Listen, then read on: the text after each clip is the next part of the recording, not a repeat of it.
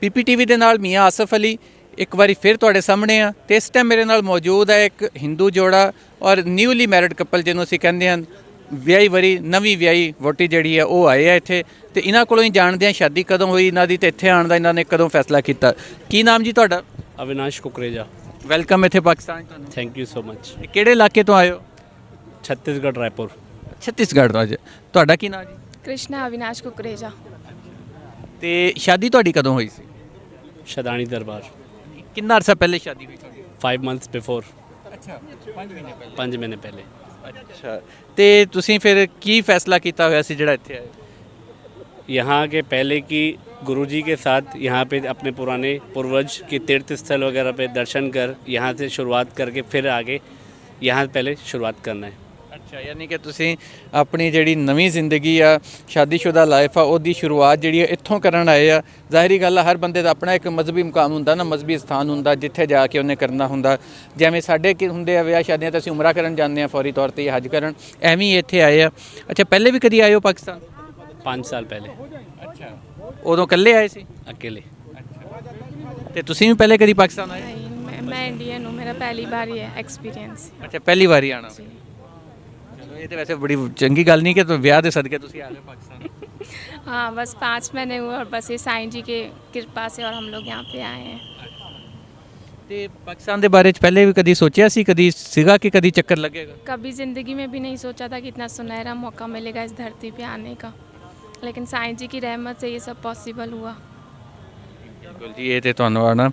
ਅੱਛਾ ਤੇ ਤੁਸੀਂ ਹੁਣ ਜਦੋਂ ਪਹਿਲੇ ਆਏ ਸੀਗੇ ਉਦੋਂ ਇੱਥੇ ਪਾਕਿਸਤਾਨ ਚ ਕੀ ਦੇਖਿਆ ਸੀ? अपने पूर्वज जहाँ पे हमारे बड़ों ने जन्म लिया, यहाँ के हमारे प्राचीन मंदिर, हर जगह वहाँ पे दर्शन करने का मौका मिला। आज ये सब फिर से एक बार फिर से मौका मिला है गुरुजी के साथ यहाँ पे यात्रा पे आके। मौका बहुत सुना, बहुत अच्छा लग रहा है। ਅੱਛਾ ਤੁਹਾਡੇ ਜਿਹੜੇ ਵੱਡੇ ਆ ਉਹ ਇੱਥੋਂ ਗਏ ਸੀ? जी। ਕਦੋਂ ਗਏ ਸੀ? ਕਿਸ ਵੇਲੇ ਗਏ ਸੀ? ਕਬ ਗਏ ਥੇ यहाँ से बड़े आप? 30 साल पहले। 20-25 साल हो गए। ਬਹਰਾਲ ਜੀ ਤੁਸੀਂ ਹੁਣ ਆਏ ਹੋ ਤੇ ਇੱਥੇ ਤੁਹਾਡਾ ਇਸ ਵਾਰੀ ਇੱਕ ਕਿਸਮ ਦਾ ਹਨੀਮੂਨ ਵੀ ਆ ਤੁਹਾਡਾ ਤੇ ਇੱਥੇ ਕੀ ਪਲਾਨ ਕੀ ਸੋਚਿਆ? बस अपने मंदिर बड़ों का आशीर्वाद लेना है, इसलिए यहाँ पे गुरुजी के साथ हैं। पहली यात्रा गुरुजी के साथ। ਯਾਰ ਉਸ ਤੋਂ ਇਲਾਵਾ ਘੁੰਮ ਫਿਰ ਵੀ ਲਈਓ ਥੋੜਾ ਜਿਹਾ। बस दर्शन कर लें वही बहुत है हमारे लिए। ਤੇ ਕੋਈ ਸ਼ਾਪਿੰਗ ਦਾ ਵੀ ਸੋਚਿਆ ਇੱਥੋਂ? नहीं ऐसा कुछ भी नहीं सोच के हैं, बस मेन जो है अंदर दिल के अंदर कि बस साईं जी का वो देखे हम लोग फर्स्ट टाइम, वो है मेन। नहीं तो कोई यादगार कोई चीज़ नहीं लेके जाएंगे? वो अब देखते हैं।